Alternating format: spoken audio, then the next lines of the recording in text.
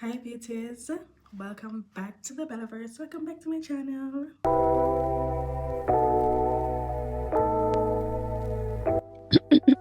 Testing 1, 2, 3.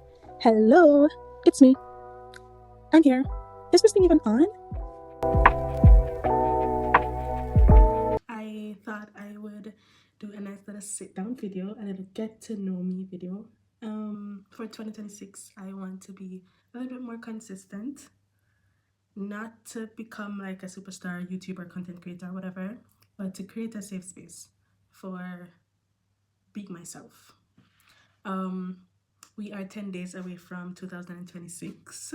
I'm going into my 25th year of life. And honestly, I want to become more intentional about my presence in any online space. I've archived all of my TikTok videos. I'm doing a little mental rebrand of myself just to, I don't know, be authentic in who I am. And who I am is what you guys will probably get a little bit off from today's video. Okay, starting off strong.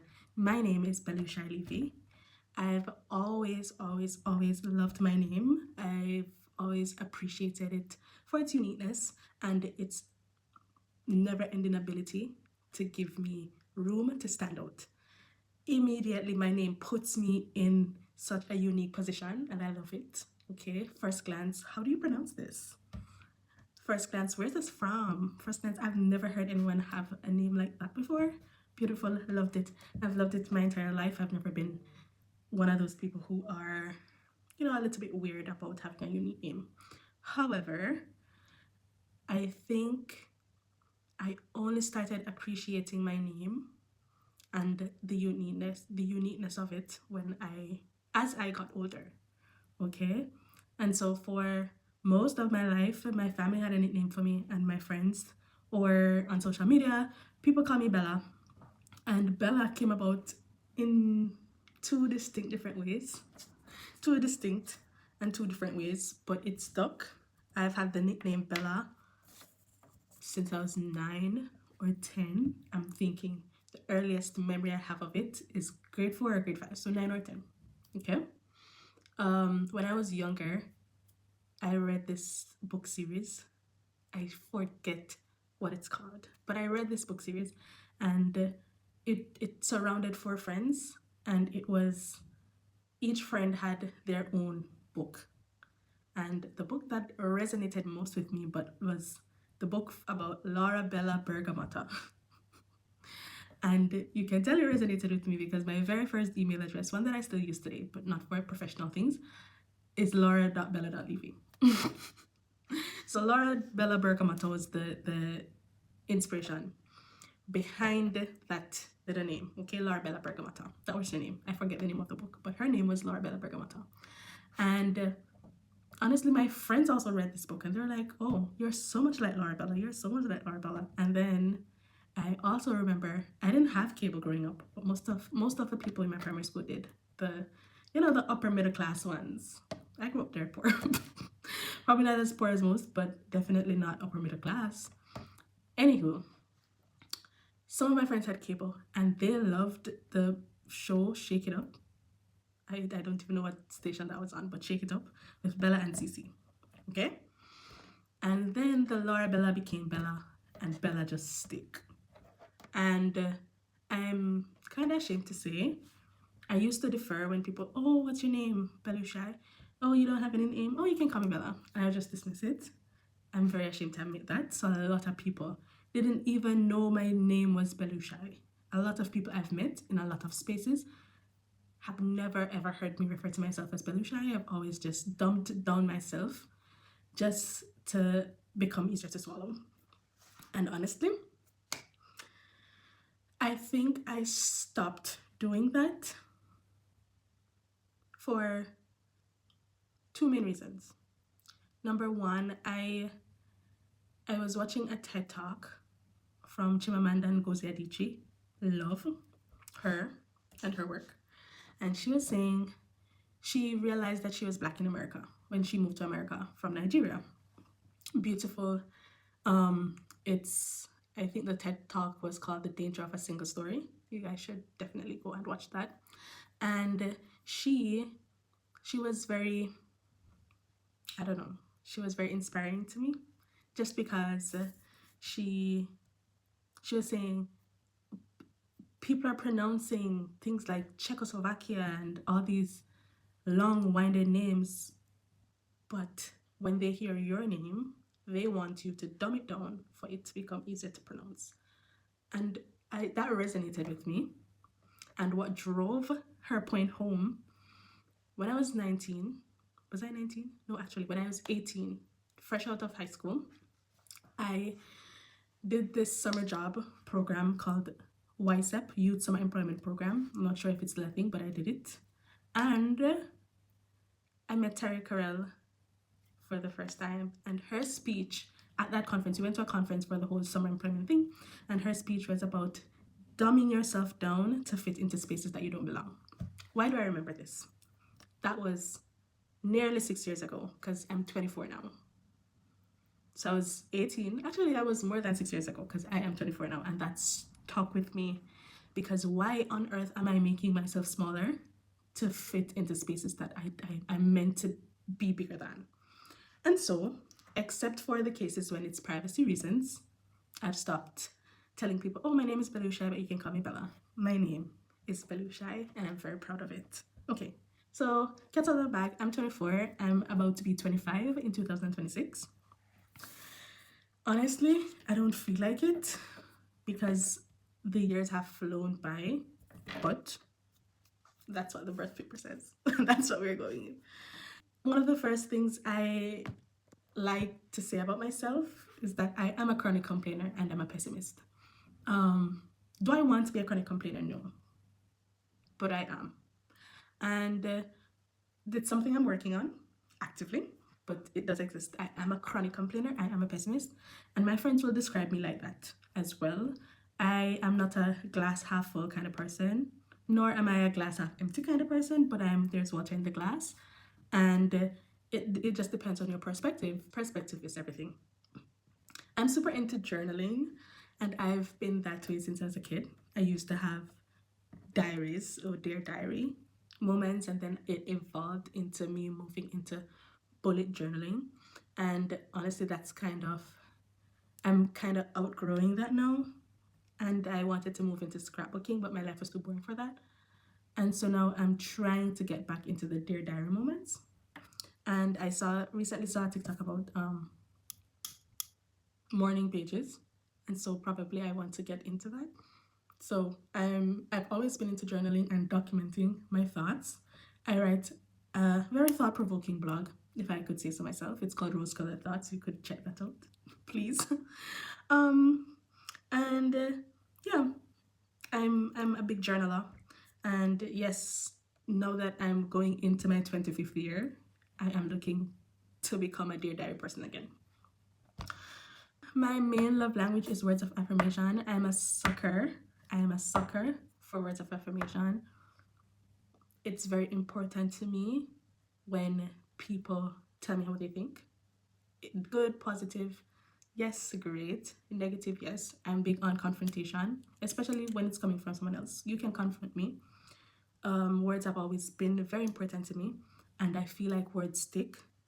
And I'd prefer if the words that stuck were positive. So I love a good words of affirmation. You can write me a card and I'll keep it forever. Because I know negativity has stuck with me, so I know positivity also sticks. So I love that. I've been super into language learning for the past 10 years, but not outrightly. So, but it has had its perks.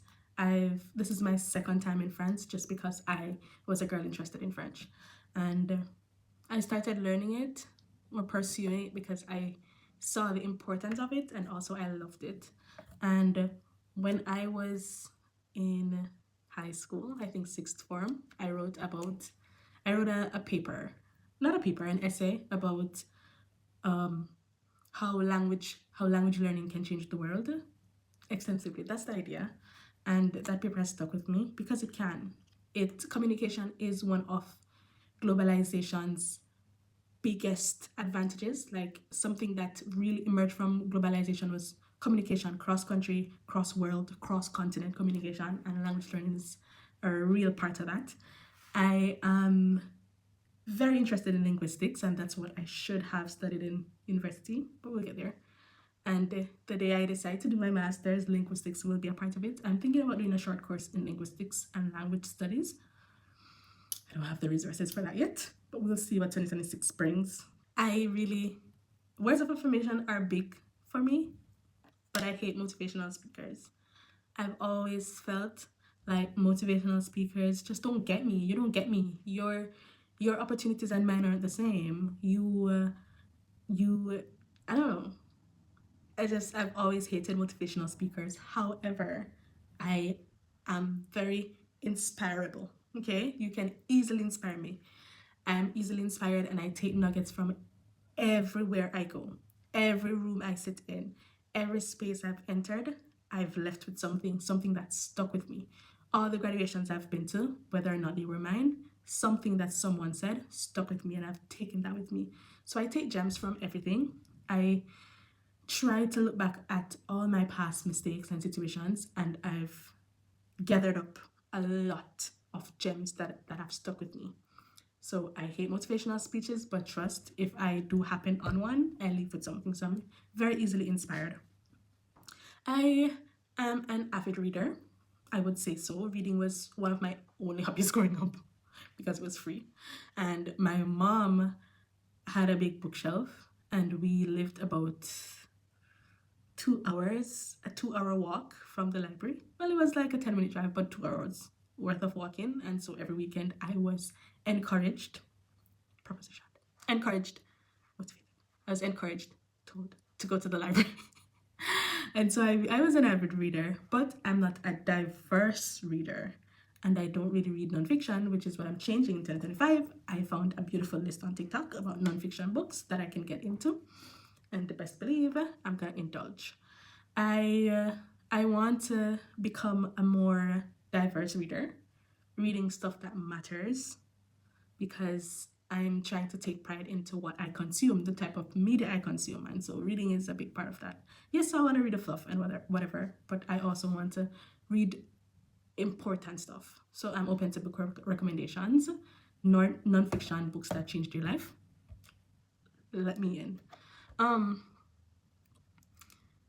don't really read classics just because I feel like it takes too long to read. I think I'm a quick reader. I could finish a book in one sitting, especially if I'm bored.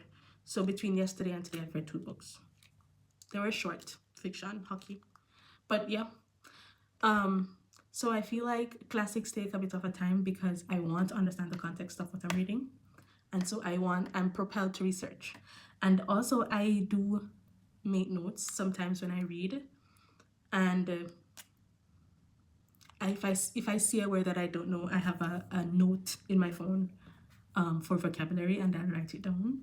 And so I feel like reading classics just takes a lot of time. However, I'm very, very, very, very interested in changing that in 2025, because for my 18th birthday, one of my friends, Danielle, big up herself, she bought me Jane Eyre.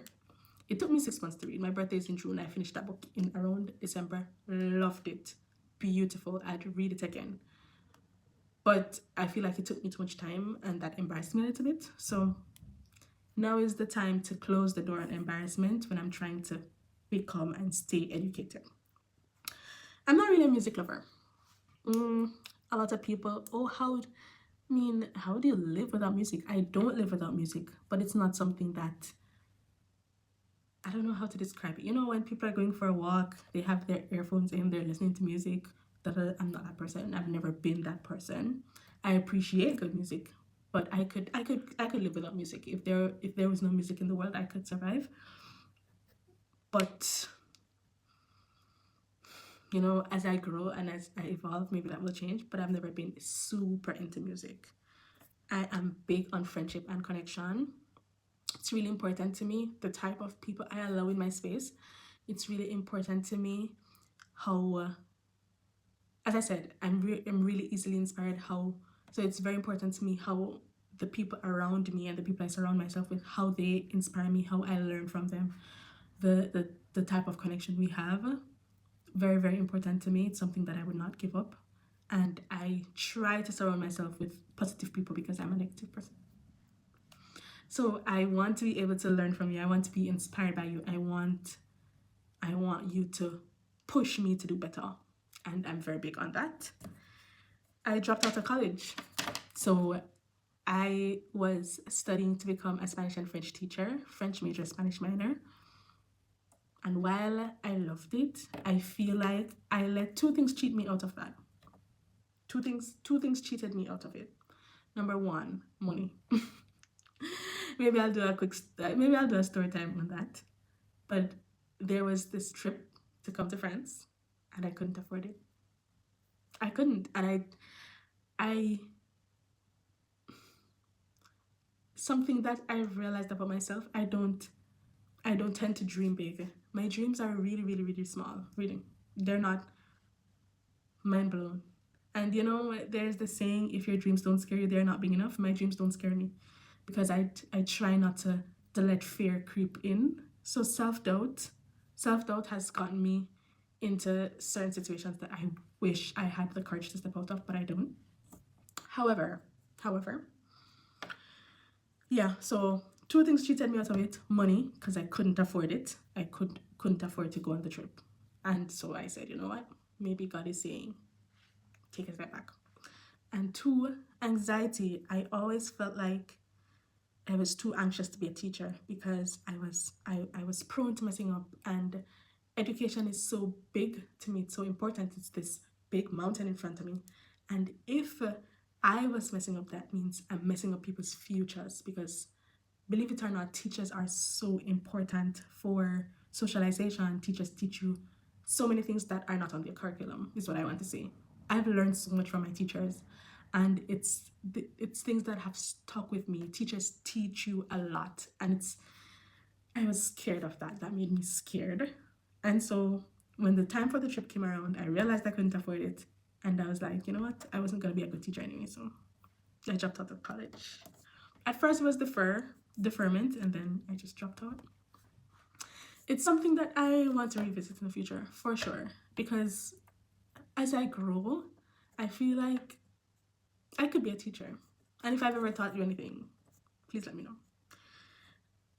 Yeah, as I said, I don't really allow myself to dream big, just because the fear of not achieving something that I've set my mind to will send me into a hole I cannot dig myself out of. I've realized really that a lot of my life choices have been affected by grief, and it has controlled a lot of things for me. It has controlled my perspective on life. It has controlled my ability to dream. It has controlled how I see myself, how I see people, how I view life.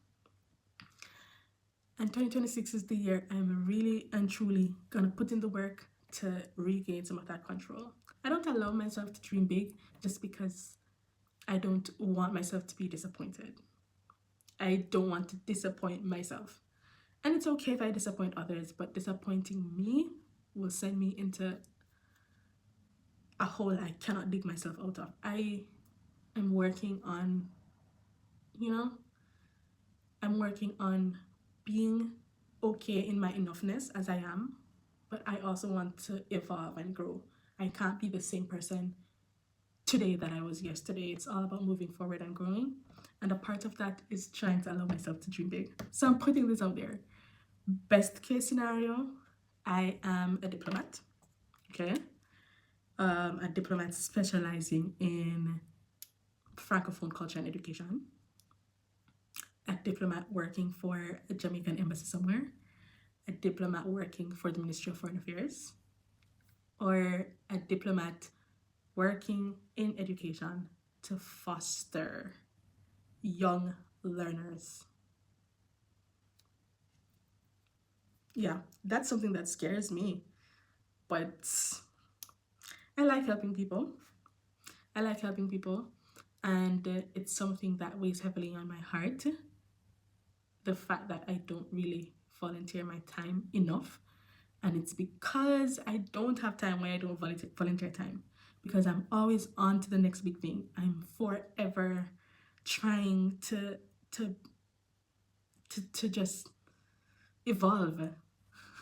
I'm I'm always trying to learn something. I'm always trying to do something. I'm always applying for a job. I'm just I just don't have the time to give in the way that I know would make me happy. And it's something I'm really, really, really working on. Just slowing down to give an hour, to give a minute, to give a day, to give a weekend. And honestly, a, a big part of me, something that's scary, something that I've been working on for years, I've wanted to open a charity. And if I say the details, it will mean that it will be sabotaged. For me, at least. So I won't say the details on here. But I just know that it's something that I need to do. And I'm just going to do my best to do it, Since about 2 years ago, I've tried writing a letter to my future self on New Year's Day every year. I have one coming, and I'm very, very, very, very scared of what 2025 me was saying, because I know that 2025 me was very excited about starting that foundation, and I should have done it, and I did not. So maybe I'll come on here to read my 2025 letter to myself. I love to cook when it's not a necessity. So when people, even myself, when I'm depended on to cook, like, oh, it's dinner time, you gotta cook. If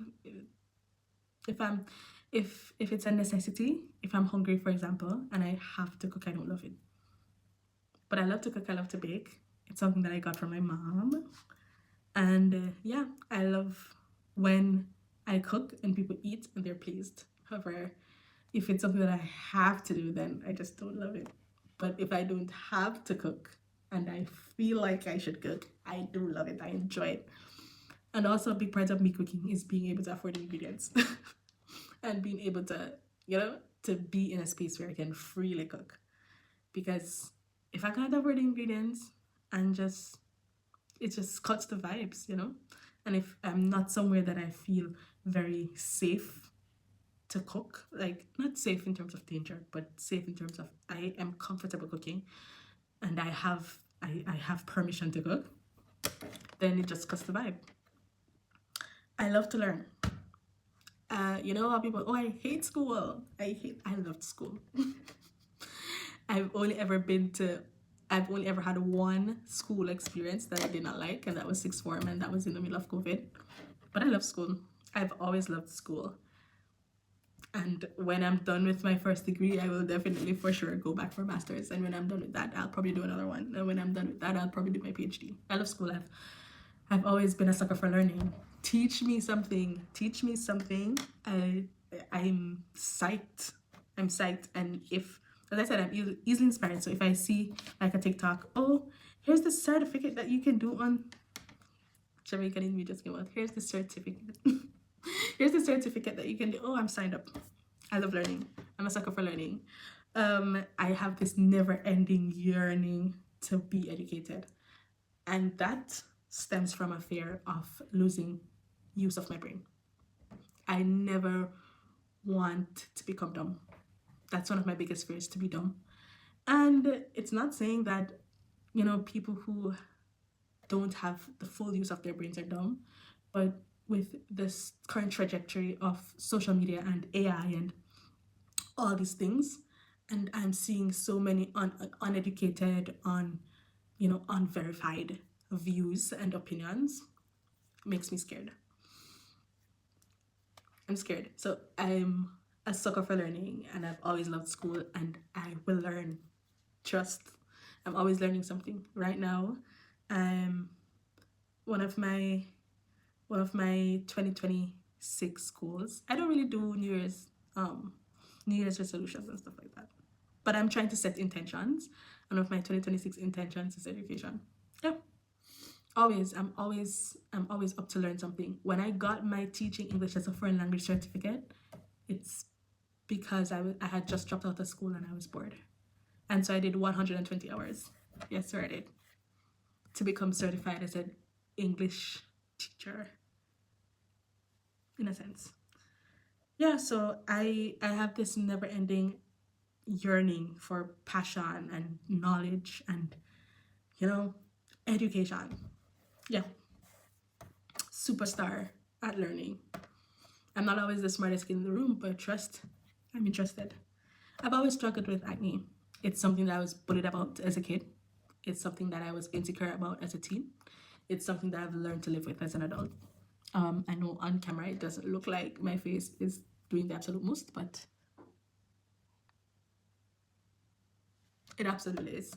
It's something that I've learned to live with. Oh, you should try this for face. Oh, you should try. I should try loving myself, and I have. Yeah, so I gave up on trying to fix my acne about 5 years ago because it was costing me my sanity, and it's never that serious. It's just acne. I a part of growing up not having access to much, it made me view resting and slowing down and stopping to live in the moment. It made me have negative views on that. It made me glorify the struggle. It made me want to push, want to push, want to push. Go, go, go, go, go, go, go, go, go. Go, go, go, go, go. It made me feel so, I want to say, it made me feel so, how do I even phrase that now? It made me a go-getter. It made me persistent. It made me determined, but all for the wrong reasons. I've not prioritized rest in a while. Right now, if I feel like I'm being too lazy, I will get up and do something. And I don't mean getting up to go clean or whatever. I mean, I will sign up for another course. I will sign up for this. I'll do that. I'll do, because I haven't for the longest time valued rest and slowing down and being in the moment and enjoying things for what they are right now, because I'm always super focused on the future, and that's unhealthy. It's toxic. It's this thing that I'm ready and gearing up to break as I grow up. Just because honestly, I want to appreciate the now. I want to appreciate the past and how much it has funneled, it has funneled me into my enoughness. I want to appreciate the past and how much it has propelled me to land softly where I am right now. I want to appreciate the now because I'm living in a lot of answered prayers, and not only answered prayers from me, not only prayers that I've prayed, but prayers that my mom prayed, prayers that my friends prayed, right? I'm living in those prayers right now, and I want to be able to appreciate it without so much so focusing on the future. And so that's a part of my intentions for 2026. Gratitude, gratitude. I've been to France twice this year. I've been to France twice this year, and in 2022 I could not afford it. I didn't see myself going that far because I could not afford it. And for me, 2025 has not been the easiest year, but I have to say it has been an immensely satisfying year. And I'm so grateful. That's all I can say. So I'm trying to stop glorifying excess and struggle and determination and perseverance, and I'm trying to focus on gratitude, on slowing down, on rest, on resetting, on enjoying the moments that we have now without being so hyper fixated on the future, because we might die, and I don't want to die having not lived. Yeah. Last thing I think on my list to talk about is that I'm a memory hoarder. Okay, I love a good memory. I love a good memory. As I said, certain things have stuck with me for life, and this is how I know that words matter and words count, because things have stuck with me. Memories have stuck with me, and I want to end this by saying it's okay to dream big. It's okay to have thoughts that scare you. It's okay to be afraid. It's okay to be who you are, because in your I want to say, in your darkest moments, you're still enough, and as enough as you are in your brightest moments. So as we go into the new year, I am encouraging everyone. So as we go into the new year, 2026 is right around the corner. I'm encouraging everyone, including myself, to live authentically and truly, especially in these moments. These are the moments that you'll remember. Yes, work on your dreams. Never stop working on your dreams. Go get it. Go do it. But also don't forget to appreciate the moment that you're living in right now. Don't forget to appreciate the now. Focus on the future, but don't forget the now. I hope you guys enjoyed my little rant, and I look forward to posting more in 2026.